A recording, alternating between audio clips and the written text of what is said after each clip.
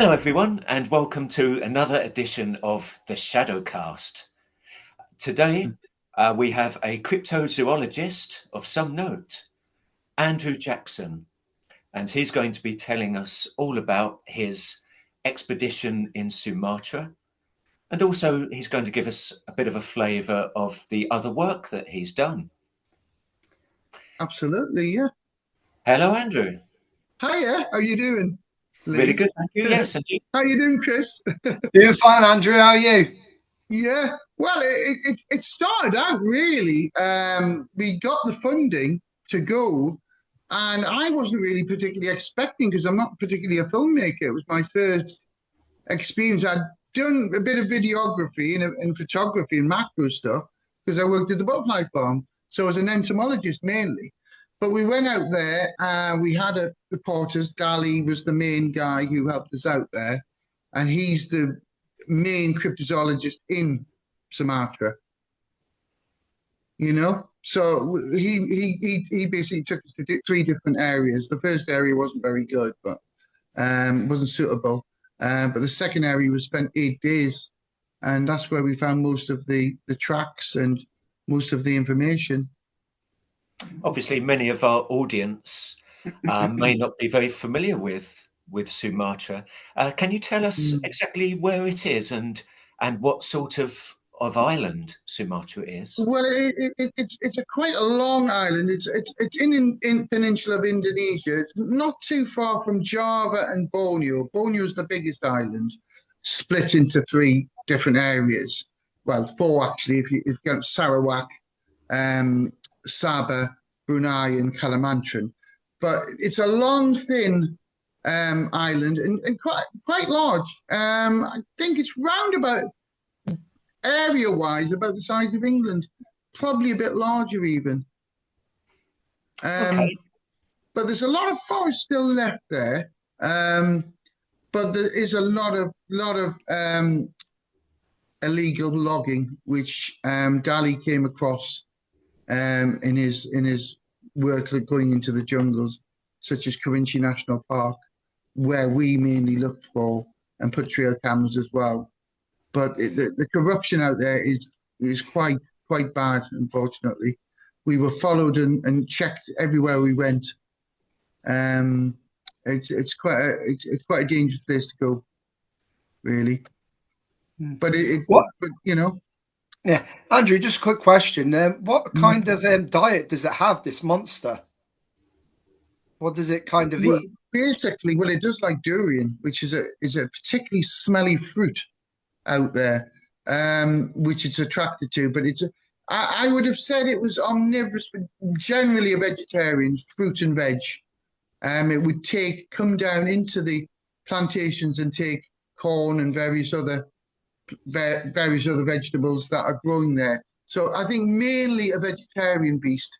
There is a video of a small ape-like creature running along in northern Sumatra, which is caught on camera with these young guys on bikes. I don't know if you've seen it, and it runs off into the plantation, and it's about 3 foot tall. And the thing is, it's not very clear, but it's certainly clear an image of a 3 foot Bigfoot kind of creature running along the path and then into the grass. But that's way north of Padang, where we were. Another question needs to know, does it have a weird smell like a Bigfoot, or is it just a different smell? No, we did when we did all the interviews, because there was quite a few interviews that weren't in the particular documentary we did. There was a lot more content that could have been put in. And we didn't, from all the interviews we did, there was nothing of a smell. No, there was no occasion. There was different apparitions of it, different, people were showing different photographs of it, and it seemed to come up with the same one. A small, round about 3 foot tall, quite furry, on the gingery side. The face was clear. But we did, as I say, we did interview other people, and that wasn't actually in the documentary, some of them. Matt only put certain people in that he thought would be more entertaining. We could actually do another documentary with the content that I had, because we did talking heads as well. Yeah. You know. Another quick question: has it been around in medieval times? Because it's never came back, has it? No one's ever. Yeah, I mean, it's been folklore for years, hundreds of years. But we're talking to the old guy at that little cafe at the table. His father, and it goes back generations. So it's been around quite a while. Yeah, certainly medieval times. I haven't, obviously, we didn't actually ask for a particular date. We don't actually date, but certainly it's been around there quite a while. So yeah, so certainly a few hundred years it's been going for. Yeah. Has it attacked any other humans? Just like walking by, or I think it could have attacked animals, but not. There's no record of it attacking a human, as far as I know. But obviously, we'd need to go back again to interview more people in different areas. But obviously, Dali's been all around Sumatra, and if you see on the documentary, all the casts he's done of different sizes, so it does vary. There might be different types of around Pendek out there, you know. So it could still be out around there then, Oh can it, yeah, Andrew? yeah. I mean, it could well be out there. I mean, we were lucky enough to obviously to find a Sumatran tiger on one of the trail cameras, but there is a substantial amount of jungle left to sustain, a population. Okay, then. Yeah. Dave and Lee, have you got any questions to ask for Andrew? I'll just so I'm David. How you doing? Hello. Like the background. So you mentioned about obviously Sumatra. As far as the location, so is it mostly in the south? Has it been located, or? Yeah, well, it's on the. We were based on the coast in West Padang, but we went to the Kerinci National Park. Mainly stayed around that area, where there's enough jungle to sustain. The first night we stayed in an area where there was only a slip of land, and it wasn't suitable. We didn't think it would be suitable to sustain a population of much of anything really, including tigers and clouded leopards. So yeah, I mean we were surrounded by a lot of jungle. We stayed in a plantation for 8 days, and then that was our base, and then we went out into the jungle from there. So most of the sightings have been in that sort of area, have they? Yeah, I mean certainly, and you hear stories of them coming into the plantation and taking crops and stuff like that. But not, as I say, not attacking humans, as far as I know. No, We it's a didn't see vegetarian. You say so it's less likely. Yeah. Oh yeah, less likely. I think that they don't really want to come into contact with humans. I don't think, like most animals don't. They've got better senses than us. They know we're coming for. We do. Yeah. And whether they actually the bipedal, they live maybe on the land, or sometimes they live in the trees as well. We're not 100% sure, but I would have said they were ground dwelling myself. Okay. Yeah. So, Andrew, can you give us what evidence is there that the orang pendek actually exists? Well, obviously the tracks are the most important thing. And the sightings, there's been many sightings, but obviously they do vary with the reliability of the people who've seen them. They do vary in what they look like. But the most common sightings, the guy we spoke to at the table at the cafe, he saw it about 19 years ago. So the on and off sightings, they're not as regular as they used to be, maybe. But obviously the tracks are the most important thing. The casts that Dali took, and many casts all around the country. He goes looking for them, and obviously people have heard them, but obviously there's no photographic evidence of one. That's the main problem. Like anything, if we've got photographic evidence, that would be better. But it's mainly the tracks and the sounds they make. Various people have said it that we interviewed. Okay, that's interesting. So the sounds are very particular, I'm assuming. Yeah. I think Richard, he on the documentary, he he shouted it when we were in the first location in the cave. He gave a rendition of the sound. There's a kind of a whoo, whoo. It was quite comical, really, but yeah, kind of a loud noise, kind of a short, tense noise, like a howling of a monkey. That kind of sound, yeah. He did it. If you saw it, that's the sound he was told when he did subsequently because he went on a few expeditions before this one, so he obviously met other people and cross-referenced.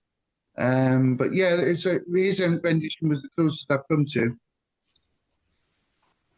So why do you think the public's imagination is captured by the thought of hidden beasts? What is it about these I think, undiscovered animals yeah, that is so tantalizing? I think it's mythical folklore's always been interesting in people's minds, such as Jason and the Argonauts and the Clash of the Titans and all that kind of mythical creatures. And they're fantastic to look at. The visual, what they look like, they're brilliant. And I think children love them as well in stories. And obviously, it's carried down through the centuries. Really, it's not just started in the 20th century. I think just the fascination with creatures, and obviously, such as the gorilla in the Congo, that was a cryptid until it was found, and the Zanzibar leopard, Forrest Galanti found that was supposed to be a mythical creature not known, and that was found. So it does happen. You do get them. I think a lot stemmed from the 1967 video of Patterson and Bigfoot in America. That really got everyone's juices going again, and I think through the 70s and 80s it just got bigger and bigger, and obviously there's lots of books being written about cryptids around the world now, and there's so many. My friend Carl Marshall, he's written a book of mainly cats, big cats around the world. So he's obviously the one who came with me, Carl Marshall. Him and Richard Freeman, the three of us went. And I was only starting off in cryptozoology, but he's been doing it for 20 odd years. Do you have any favourite cryptids yourself? Do I have a favourite one? Yes. I don't know. Well, I think Bigfoot is probably the favourite one. I think there's quite a few, but I think that would be my favourite one. The Iran Pendek.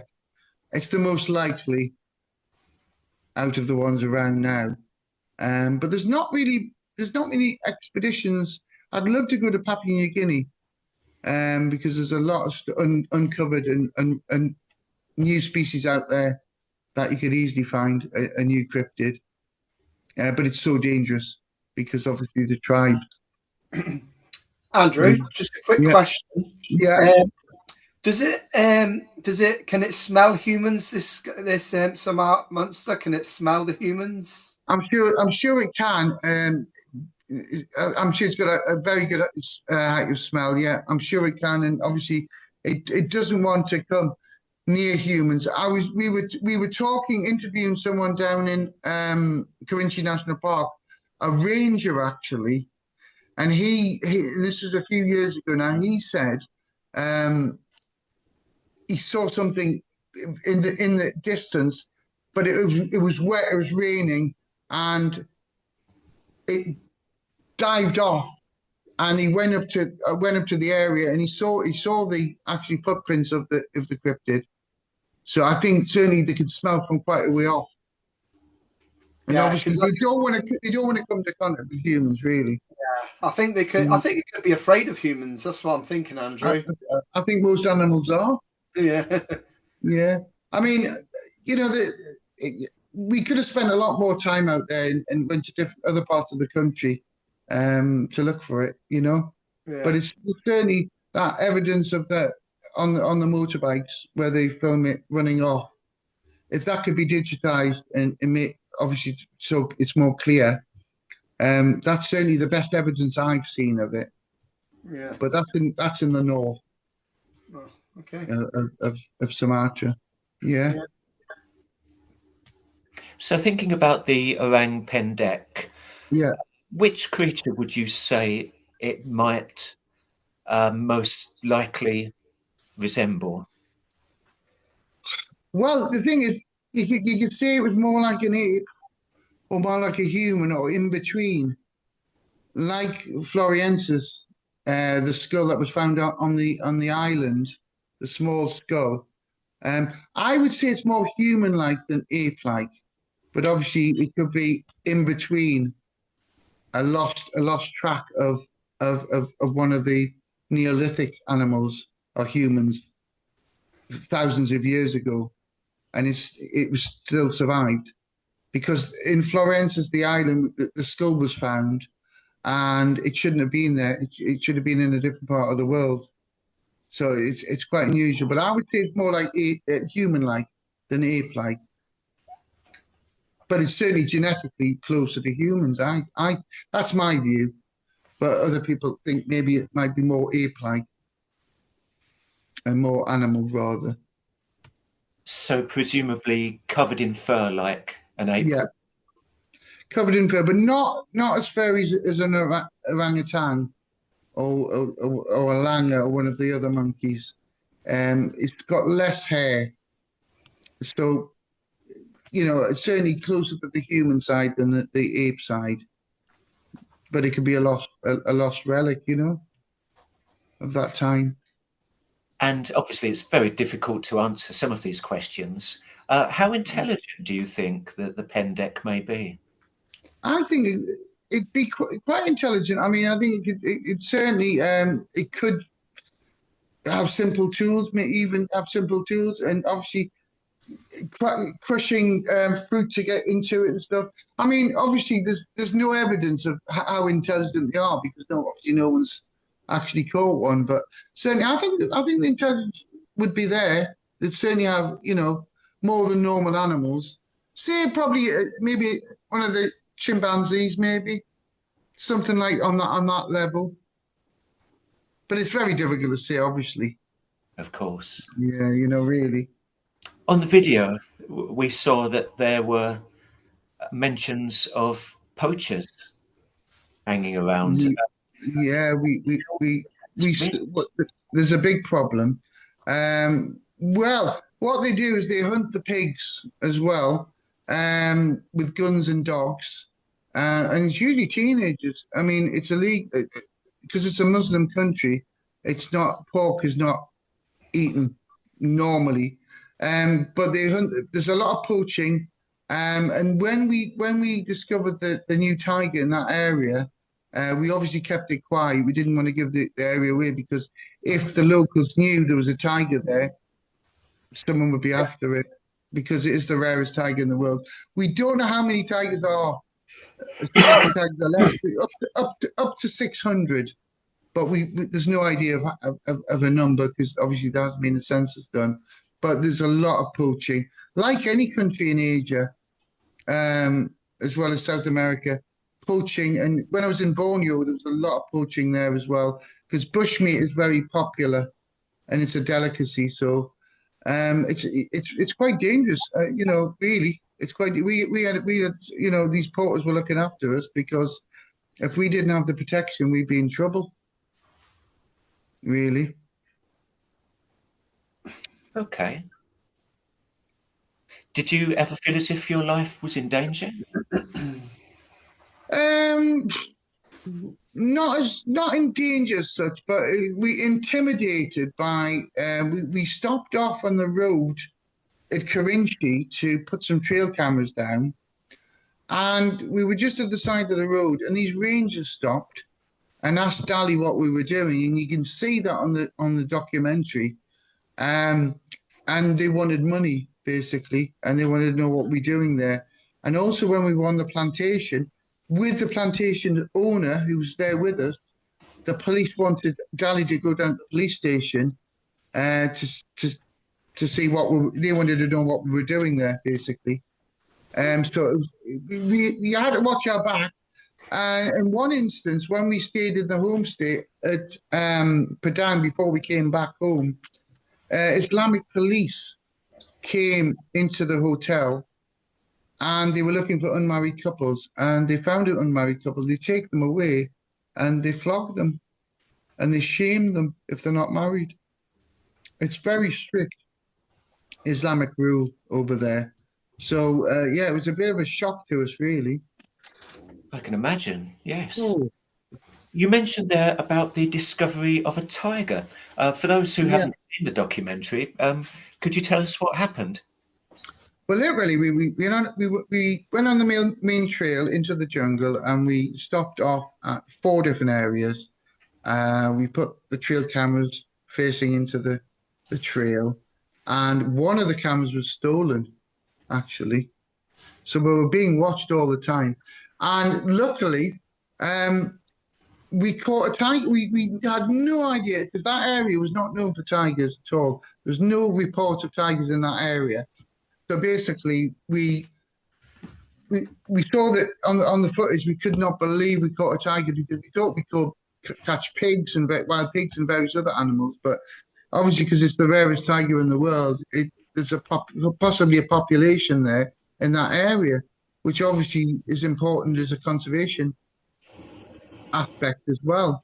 So yeah, it was amazing, really. We had up to 10 cameras going in different areas, and we left some with Dali, so he can just put them out in different areas as well when he goes, because he goes all around the country looking for round pen deck and various other things. So he's really on it, really, with that respect. But yeah, it was amazing, absolutely amazing. That's fantastic. Yeah. Was It was this nice for the documentary. was this your first expedition? Yeah, really. I've been to Borneo with Carl, but we just went to stay with a friend who's from Stratford upon Avon. Luckily, he had a lodge in the north of Borneo, and I didn't really video anything. I didn't make a documentary. But this is the first one I've really done. I've been involved with other documentaries and a couple of films, and hoping to do something in Pittsburgh, in Maranaville, which you might know was the mall in Dawn of the Dead. Possibly doing a documentary on that, but we have to get the finances together for that. But that it's being taken down by next year, so it won't be there anymore. So it's a last chance to actually go to the mall where it was filmed. But yeah, it was definitely my first one, and I thought I did okay. And It was, presumably not your last. yeah. Well, the thing is, it wasn't scripted, but I obviously put things into place when I was there. But I mean, yeah, it was amazing how it come out, really. But it's a shame there wasn't more content that of mine put in there. It could have been at least twice as long, or even a series, possibly a short series we could have done, because I filmed a lot more stuff, and unfortunately, we just put the main bits in, really. But yeah, it was really enjoyable most of the time, you know. It must have been fantastic working with Richard Freeman as well. Yeah. He knows his stuff, really, and he's been on quite. I think he's been on 5 expeditions before that. But yeah, it was good, and Carl as well. We worked well together. It was good fun, but we had a few issues actually even getting on the plane, because from Heathrow we needed a new app, and Richard didn't have a new phone. He had an old phone, and we had to give him a new phone to actually do that, to get on the plane with this app. So it nearly didn't even take off. We had so many other issues when we were out there as well. But we got through. We got through it eventually. You know, it still happened. You know. What would you say are the difficulties in planning such an expedition? There's obviously a lot to think about. What sort of things were occupying your mind in the build-up? Well, really, we just had a plan every day where we were going, and have a plan of action. And obviously, we come across quite a few obstacles with the people out there, the police, the rangers, and other people, because obviously we were watched all the time, and it was just basically the traveling was okay because Danny dealt with all the traveling, and he had the porters, and the food was really quite odd as well because they do use a lot of fried food, and my stomach didn't really cope with it very well. They use a wok in oil, and they fry noodles and chips and eggs and chicken. Not many vegetables. So there was other issues. But living arrangements wasn't too bad. We stayed in tents mainly in the second location for 8 days. And then we had a base at Derry, another quarter. So we drove out. We lived there and then drove to the jungle from there. So it was tricky some places, but that's what you in a country like that you've just got to do what you can and get past it. Did you get worried about any of the animals out there as well, Andrew, when you were out there? Well, probably the worst animals are mosquito, unfortunately. Malaria is quite prevalent, but it's not the worst area. Asia's not too bad. Africa's a far more dangerous place for malaria. It's more virulent. You've got dengue fever as well. So basically, that was the main issue. It's certainly not the animals. I would never be afraid of any of the animals. The wild pigs can be quite dangerous and defensive, but certainly snakes-wise and various reptiles and other things, I'm not afraid of at all. So it was mainly the humans that were the problem. As always, But we passed it. We got past it. But it was mainly the humans that were the issue that we had with, but not animals. No. And you really stumbled into a man trap. Is that correct? Oh yeah, when we stayed on the plantation, we weren't told about this man trap. It's to catch pigs coming into the plantation to eat the crops. I was just going to the toilet right at the corner of the plantation, and I just noticed it, and it was quite crude, with a whipped bit of wood, with a round bit of wood, kind of a willow, kind of a twisted wood, and it certainly it could have killed you. It wasn't metal, but it was certainly dangerous. And I nearly went into it. And I was quite lucky there because that would have hurt. Yeah, I think that would have hurt.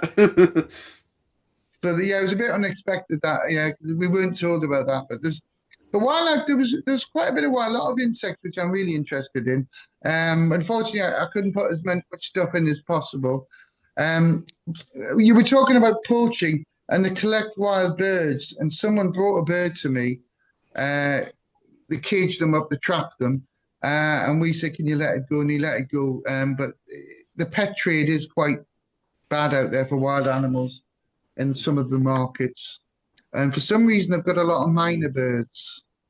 Now, I'm not sure it's native to, I don't think it's native to Sumatra, but certainly I saw a lot of caged minor birds up there because obviously they talk. And that's why the people like to have them, And in the jungle, was it quite noisy at night time? I can imagine with all the you hit the crickets and the cicadas and all the nighttime insects and stuff. Yeah, it's quite piercing. But over time, because I've been to Borneo and I've been to Belize, and even in Florida, you've got the insects at night as well, the crickets. You get past that and you get used to it and you can sleep. I don't have an issue with it, but it is quite piercing sometimes. Certainly the cicadas are very noisy.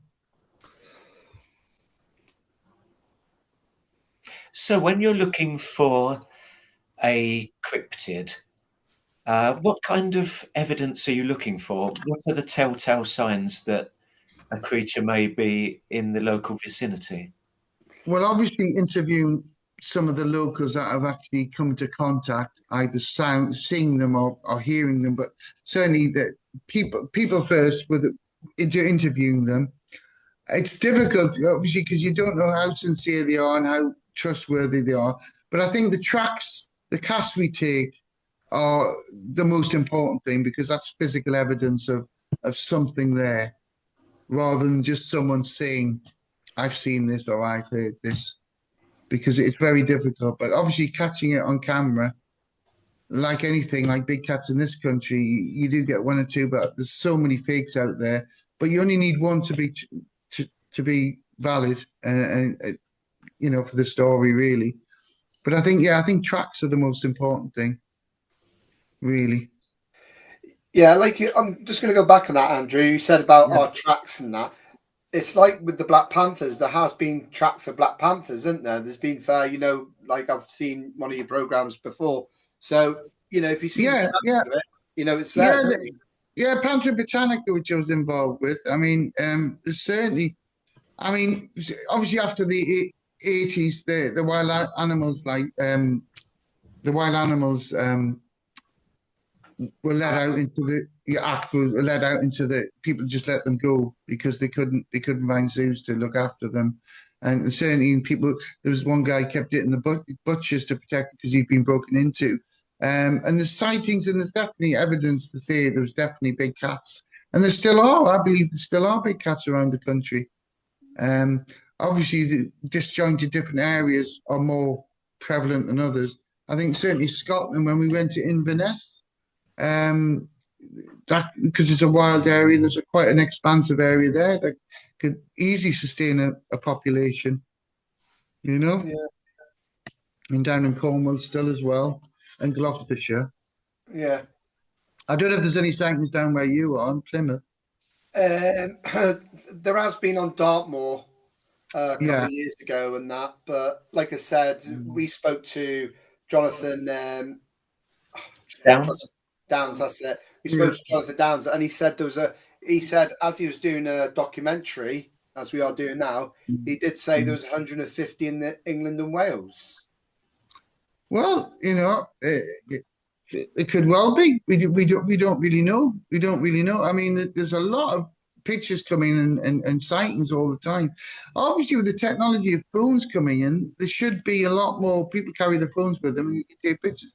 Obviously, in the 70s and 80s, that wasn't the case, really, because obviously people didn't have camera phones. They didn't tend to take a camera out with them every time they walked a dog or something, you know.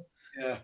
So yeah, there's a lot more sightings now, but I mean, we don't know how many there are really. No. No.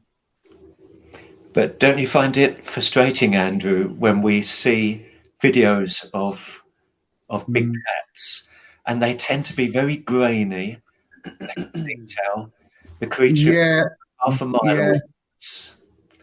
Wouldn't it be yeah. something that was close up?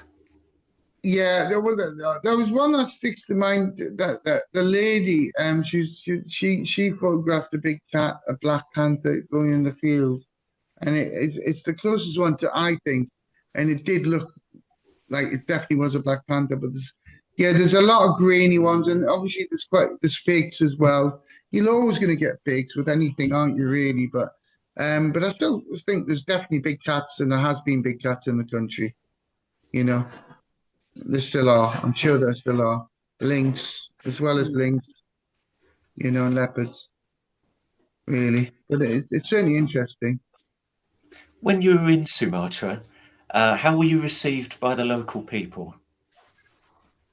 The local villagers, the women especially, they were very welcoming. But you got some of the men that were kind of strict Muslim weren't too happy with us being there, and we were being watched all the time, kind of thing. So it was a bit intimidating. But generally, they all wanted pictures with us because the areas we went to, you didn't get many white people, and you certainly didn't get many ginger white people like me. Still ginger, still ginger.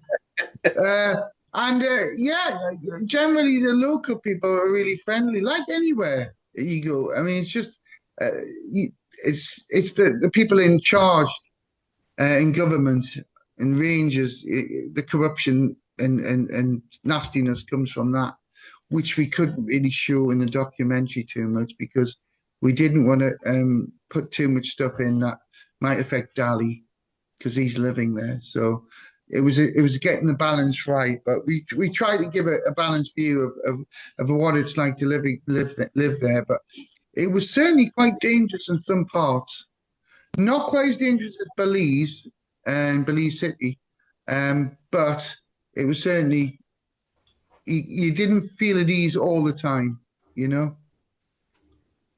And you were invited to a wedding. Yeah, it was amazing. It was a traditional wedding, and we invited ourselves, filmed it. I thought, oh, well, it's a good chance to, you know, expand the culture of the country. And it was amazing that the headdress and one of them quite liked me apparently in it that you could see, which was the captain. I was a bit embarrassed about that. But yeah, it was amazing, absolutely amazing. The colourful dress and obviously the native people of the country, because it is mainly Christian and well, it's mainly Muslim now, but obviously there are native people there as well, and that was the native dress of many years ago, a bit like Borneo with the Rungus and the Disan tribes wearing the black and gold, but it was more red and gold and yellows and brighter colours in Sumatra than Borneo. Because I went to a wedding in Borneo as well, which is really interesting. Which is really interesting, but that involved a lot of alcohol in Borneo, whereas Sumatra is non-alcohol because it's Muslim, but you can find alcohol in the Chinese markets. So we did find a bottle of gin eventually and some beers, but it's not common. Because obviously it's a Muslim country, so it's quite strict, should I say, a strict Muslim country, rather than Turkey or Morocco or Tunisia, where alcohol's freely available. We have a friend who lives in Sarawak, and he exists almost entirely on rice wine. Apparently, it's the delicacy there. What they do is, when I went to the wedding, they have them in big vases, massive kind of jugs made out of clay. And it's not particularly strong. It's about 17% alcohol. And you've got big straws, and that's where you drink them from. I drank quite a bit at the wedding. Yeah, it is a type of rice wine. And there is a kind of fire water, which is like a vodka that is brewed over there, which is it's illegal, really. I mean, it's illegal. People do home brew it, but yeah, I've had the rice wine. It's in Sabah as well as Sarawak, and they probably drink it in Kalimantan, the Indonesian area, which is 2/3 of Borneo actually. But yeah, I drank quite a bit of it and was quite ill in the morning. And I can take a drink as being a Geordie, you know. But yeah. Dave, do you have any questions for Andrew at this point? Just going back, so orang pendek, that apparently means short person. Yes. And well, a short person, yeah. Yeah. So as far as we go back to like the size, is there a consistent size or does it vary? It does vary. There was some large. When we looked at all the tracks that Dali had at Derry's house, laid on the table, it varied, but the majority are small, round about 3 foot tall, sort of small human, like with fur creatures, rather than ape. But there's so many different sightings, different, not the same. But I would say, yeah, very small, 3 foot tall. When he goes into the elephant grass, that video, and the elephant grass is 3.5 foot tall, and it was just under the height when it zipped in there. So I would say my personal view, it's about 3 foot. Not any taller. So small, quite small. Because I think that's something in the video. Dutch was there. Yeah, it's very interesting. I've watched it quite a few times. Have you seen it? You've seen it? Yeah, I've seen most of it. Yeah. Yeah. It's very interesting, and it's definitely the best evidence I've seen. But that's far right in the north, and you see there are tribes in Africa that are small, so certainly, 4 to 5 foot tall, and they're very consistent, as well as really tall Africans as well. So there's certainly some connection there, I think. Speaking of connection, where would you say that the pendek might sit within, say, a linear arrangement of humans? Well, I would say the thing is, if they've still survived, I mean, 20 to 50,000 years, I would say around about that. I wouldn't say any further back than that. It's very difficult to say exactly where they did start from, or evolutionary wise came from. And they just could be just an offshoot of one of our, early humans. Andrew, just a quick question. You know, you're going on about tribes. Did you see any tribes when you were out there in the jungle? Not really, and we didn't really see many tribes at all. Because we didn't really, no, we didn't come. When I was in Borneo, I met quite a few.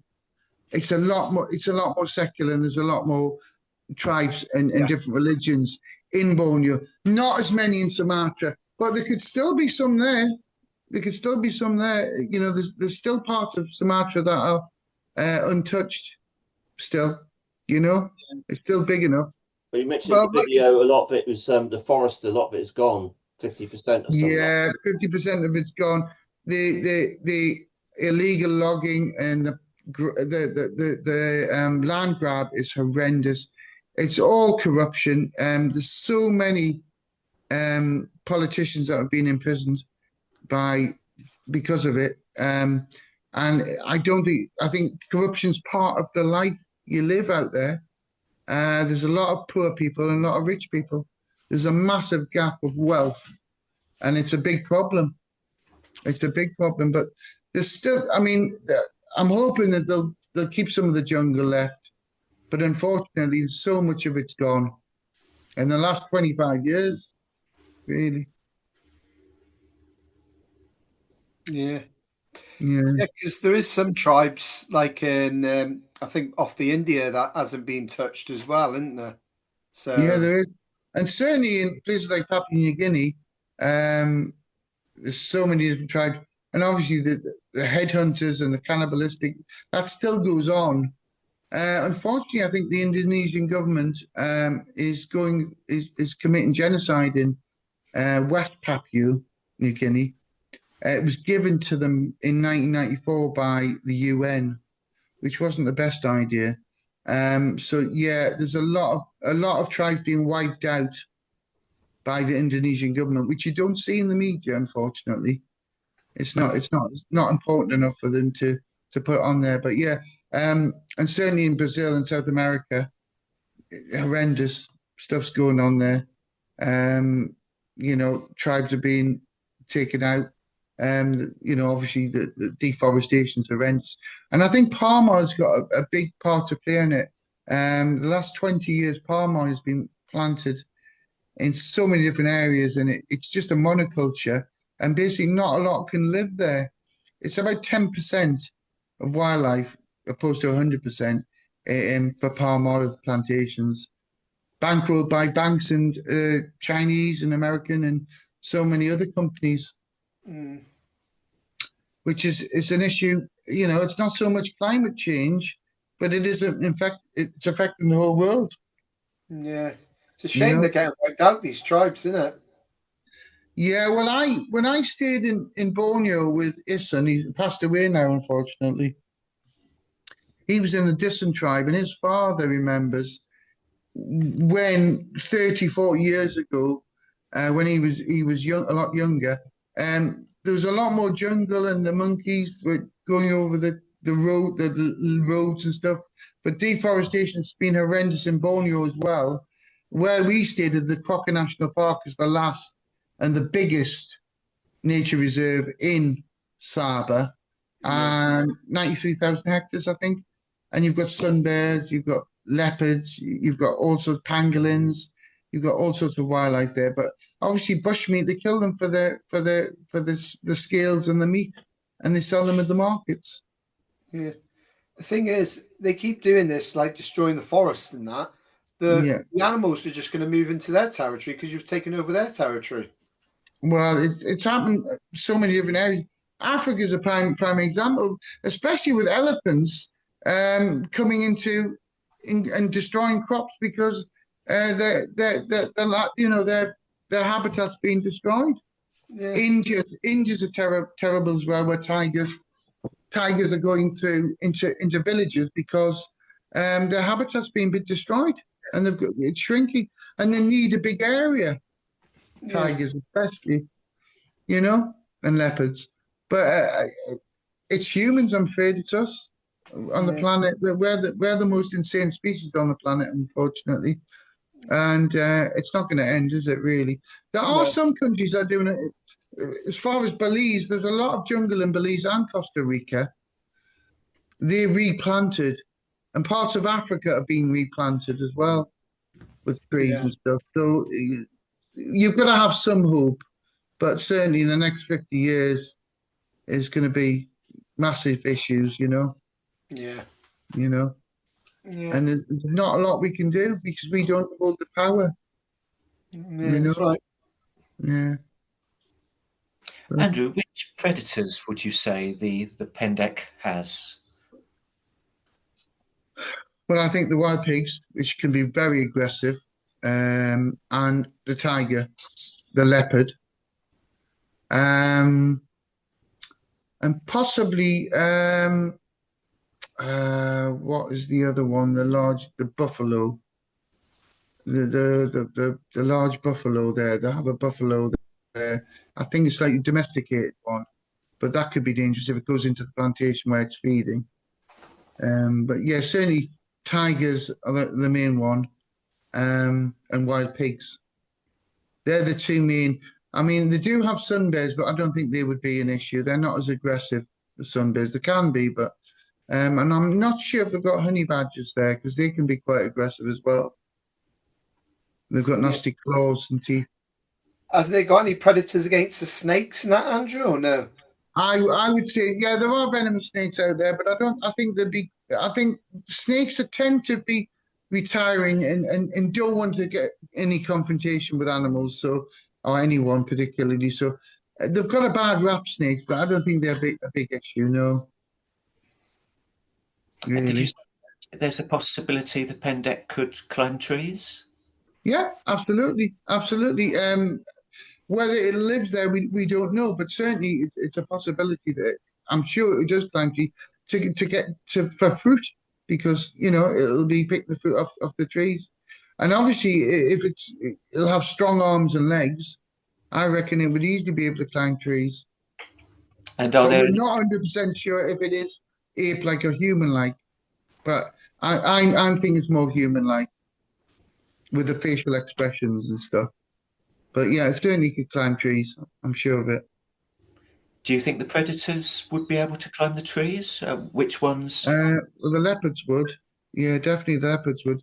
Tigers not so much. The wild boar, no. I think it's mainly the leopards would be the dangerous ones. But they're so rare as well. I mean, they're endangered as well. Most of the big cats are endangered around the world. So I don't think there'd be a massive issue if they went into the trees. Not like in Africa with the jaguar, with the leopards and stuff, and jaguars as well. Obviously, you can climb trees. But not the same habitat and country. So, but yeah, I think only the leopard really, not humans. Don't think they'd be an issue. Another thing regarding the existence of the orang pendek is, of course, the issue of reproduction. Yeah, So, could it be that we're essentially looking at hybrids here? it's certainly a possibility. I mean, it happens in nature where different species can within the genus can cross over, and it happens with cats as well. So it's certainly a possibility, but obviously, whether they would breed with an ape like an orangutan, I don't know if the jump would be too much evolutionary wise to do that, but it's certainly a possibility, definitely. Absolutely, yeah, it could happen, yeah. So in the natural world, are there many examples of this kind of different types? Interbreeding. There are obviously cats can cross and hybridize, and certainly insects can as well. Butterflies of different genuses can crossbreed and hybridize as well. But it's not very common, but it does happen. Yeah, it does happen naturally in the wildlife and in the world. Obviously, because I know a lot more about insects than anything else, and it does happen naturally with butterflies and moths, and certainly other insects as well. It could happen with as well, but not that common to get actually a hybrid coming from that and then breeding. But it does happen. Yeah, absolutely, absolutely. I've no doubt about that. Fascinating subject, isn't it? Yeah. Oh, it is interesting. Yeah. Dave, Cryptid insects I'm looking into now, which is quite, and there's not much about them at all around the world. So I'm trying to find out as much as I can about them, you know. But I'd love to be do a bit more research on them, go to the jungle and find more information of or evidence of them, you know. Dave, do you have any further questions? Just going back to the like the molds, I think from the video, you Yeah. found I think there was two, but in particular, you had one which was like a bear, and another one was from a primate. Yeah, that was Danny was explaining on the table to us about them, wasn't he? Yeah, yeah. Mm. And also, you Yeah, found some hair as well. Hair and yeah, hair. we found he found him out. I mean, we've definitely found hair that's questionable. But he's certainly the best person to talk to about what he's come across over the years he's been doing it, because he's been doing it for quite a while now, and he goes all around the country looking for Ran Pendek, but they do vary in size amazingly, and obviously things can be bears. There's bears out there, and there's leopards and tigers, so it's difficult. You've got to have someone like him to differentiate between them to tell you what they are. He's the expert really out there. Yeah. He's written a little book on them as well. I think he's got a book out on the Ran Pendek and stuff. Yeah. Are there any cave systems at all in Sumatra? Not that I know of. No, I know there's some in Borneo, but we didn't really. We stayed in a kind of partial cave, but not. I'm sure there would be some caves there, but I'll have to look into that. Really, I'm not 100% sure, but there must be. There must be some caves there, and that could produce some evidence of obviously around Pendek and various other cryptids, possibly. But yeah, we didn't really look into that much. We were really going into the jungle mainly. That was our main thing. So what's next for you, Andrew? What's going to be your next adventure? You've mentioned cryptoid insects. Eh? I'm hope. Yeah, I'm hope. Well, we're working on this trip to Pittsburgh, Pennsylvania, to do the documentary on our horror film, and if that comes off, that'll be wonderful. So that's the next thing on the list. I'd love to go down to Almeria to do a documentary on spaghetti westerns, because that's where they filmed most of the spaghetti westerns of the 60s, 70s, and 80s. I might do a little documentary down there because I've got a week off in March, so I might try and get down there. And also, I'm working with a guy called John Williams. Just I had a small part, and I was just an extra in one of his last films, a horror film, The Beast of Riverside Hollow, it was called. And also involved with Tim Whittard down in Gloucester, and a Fred West, Rosemary West documentary that we're working on as well, which is quite a bit morbid, but very interesting. There's a lot more going on down in Gloucester than just them two. So that's interesting. But yeah, and then yeah, that's about it really. I'm just chugging along, but if something else comes up, I'll certainly let you know. Excellent. And where can we find your content? Do you have your own YouTube? No, I don't have anything. We're going to try and start a podcast, so I'll be in touch if we do a podcast in different subjects. Obviously, it'll cover everything as well as cryptozoology, but nothing just now. This is my first time on a podcast, actually. Have you enjoyed it? I've loved it. Yeah, it's been really good. Different, bit exciting, bit nervous. Well, we're all But we friends. got there in the end. But yeah, it's. But yeah, it'd be lovely to go out and do another documentary. And Almeria, is that where they filmed the Good, the Bad, and the Ugly trilogy? It was indeed. For a fistful of dollars. Yeah, Ellie Wallach, Lee Van Cleef, and of course, the great. Do we know his name? Yes. Go on. Clint Eastwood. Clint Eastwood, absolutely. Who is now how old? In his I think he's 93 now. 93 or 95. He's still working.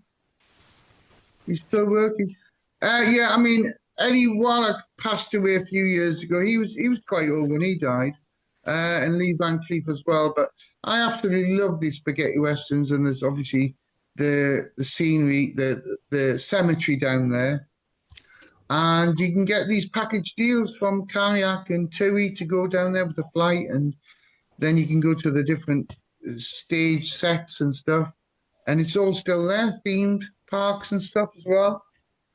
So yeah, I'm hoping to do that, but I'll let you know if I do that.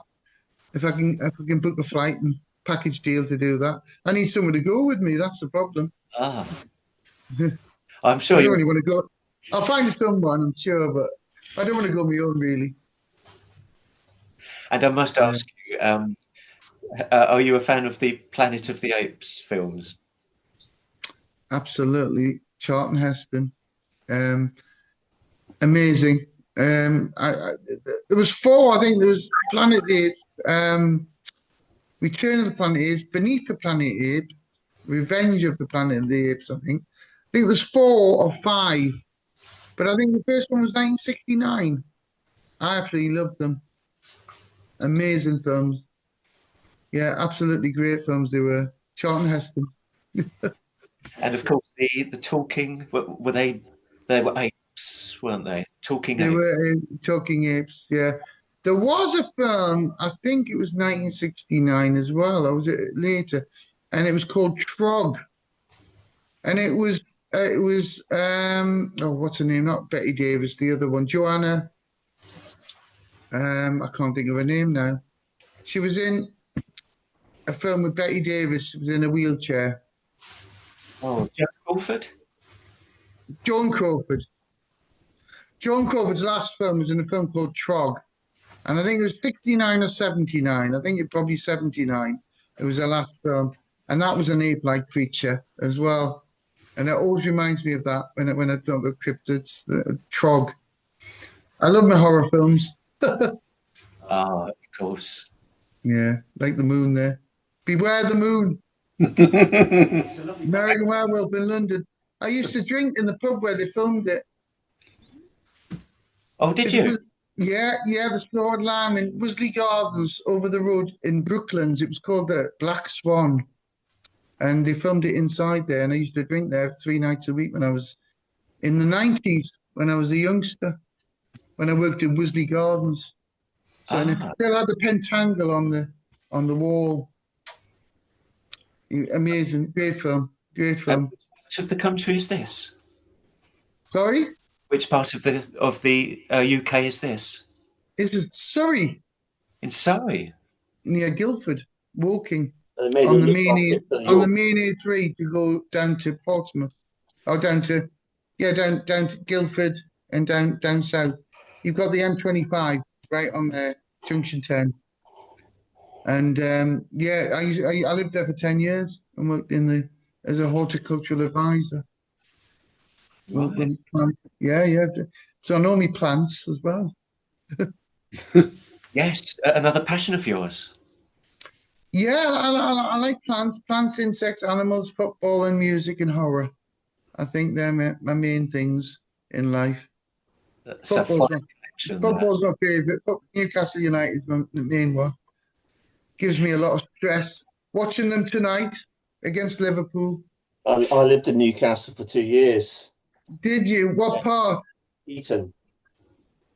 Oh, you snob. I remember going to Heaton, a little V2000 shop. Not VHS, not Betamax. They had V2000 in Heaton. And I used to get all the video nasties. Brilliant it was. I lived off the Chilly Road. You got Chillingham Road there. It's off there on the road. Yeah. I know Heaton. I know Shiremoor. I know all that area. Obviously, And the you've coastal got areas. Byker and Wallsend all around the area as well. Walden. I went to college over the coast road, and the college it's gone now, just over from Wallsend, and there's bikers near there as well. Yeah, I lived in Fenham, which is a west end of Newcastle, so it was right next to St James's Park. I've been to Yeah, St Park a number of times myself. I was there last year. I was there last year for the Arsenal game, and we knocked them out the cup. Yeah. Oh, I could talk about football all day long as well, but we haven't got time. Well, you never know. There may be an edition of the Shadowcast where we talk about some anomalies in football of a paranormal nature. Who knows? Absolutely, yeah. We'll have to get my friend James Colbert involved as well up in Scarborough. He's a friend of mine. He's a very good. He knows his paranormal and ghost stories, and also a friend Paul Calmedo down in Gloucester. Ah, He does a lot of ghost stories. He knows a lot about ghost stories and paranormal as well. So maybe we'll get them on next time, possibly. yes. There's every chance that our paths may be Mm. crossing in the very near future. Andrew Happy Jackson, day. thank you very much for being a wonderful guest today. That's great. Thanks for having me. And we'll hopefully catch up again next soon. Do another one. Yes, that would be good. Let me know how you get on with it and how many views we get. Hopefully millions. Oh, I'm sure it'll be tens of millions, definitely. Oh, good. That's all right. I wouldn't be happy with anything less. Lovely. I'm gonna go back to work soon. Never mind. Oh, yes, Yeah. yes. Some have to work for a living, don't they? It's shocking. Yeah, yes, I'm a support worker, so part-time, but I should Oh, retire really. but Enjoy it, part of the I community know and what it's everything. like. Seems like 24 hours a day sometimes, that job. Oh, it's thank, hard work sometimes. It Yeah. is hard work, but yeah, I enjoy it. It's the main thing. Lovely. well, thank you for joining us, and we will see you again on the Shadowcast. Thank you very much. Thank you very much. See you All later. right, see you later. See you now. See Bye. you. Bye. See you, Chris. See you later. See you.